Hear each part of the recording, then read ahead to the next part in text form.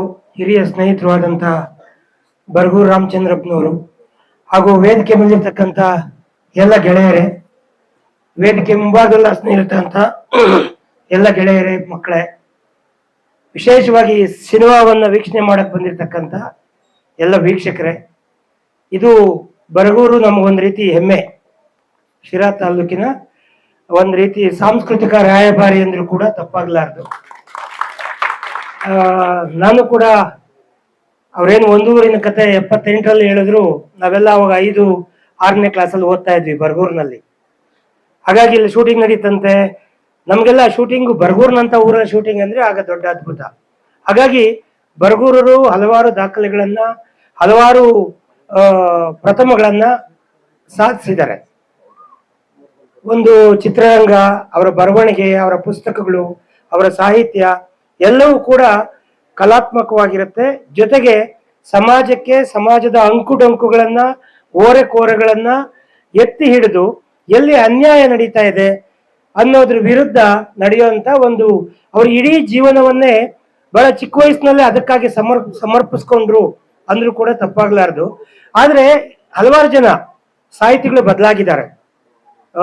ಹೆಸರುಗಳು ಬೇಡ, ವಿಚಾರ ಬೇಡ, ಕಾಲಕ್ಕೆ ತಮ್ಮನ್ನು ತಾವು ಬದಲು ಮಾಡ್ಕೊಂಡಿದ್ದಾರೆ. ಆದ್ರೆ ಬರಗೂರರು ಮಾತ್ರ ಅವರು ಶುರುವಿನಲ್ಲಿ ಏನ್ ಮಾಡಿದ್ರು 78ರಲ್ಲಿ, ಆ ಸಂದರ್ಭದಲ್ಲಿ ಅವರ ಆಲೋಚನಾರಹರಿ, ಈ ಸಮಾಜದ ಒಂದು ಈ ಅನ್ಯಾಯಗಳ ವಿರುದ್ಧ ಅವರ ಹೋರಾಟ ಏನಿತ್ತು, ಇವತ್ತೂ ಕೂಡ ಈಗ 75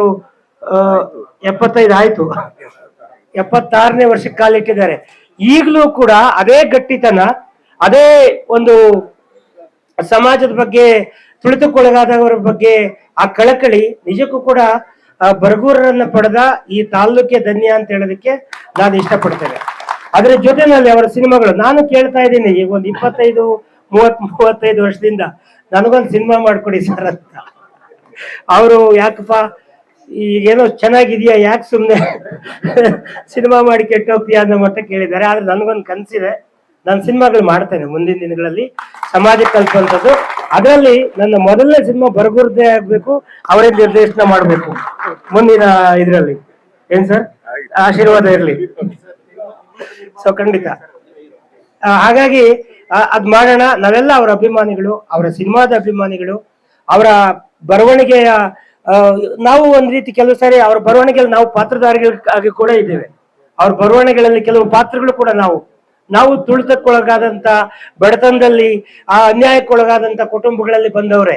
ಹಾಗಾಗಿ ನಾವು ಅವರೆಲ್ಲ ಒಂದು ಪುಸ್ತಕದಲ್ಲಿ ಬರ್ತಕ್ಕಂತ ಆ ಪಾತ್ರಗಳ ಒಂದು ಭಾಗ ಕೂಡ ಆಗಿದ್ದೇವೆ. ಹಾಗಾಗಿ ಬಹಳ ಹೆಮ್ಮೆ ಅನ್ಸುತ್ತೆ. ಈಗಾಗಲೇ ಸಮಯ ನಿಗದಿ ಮಾಡಿದ್ದಾರೆ ಬರಗೂರು, ಈಗ ಪ್ರಾರಂಭ ಆಗ್ಬೇಕು ಸಿನಿಮಾ.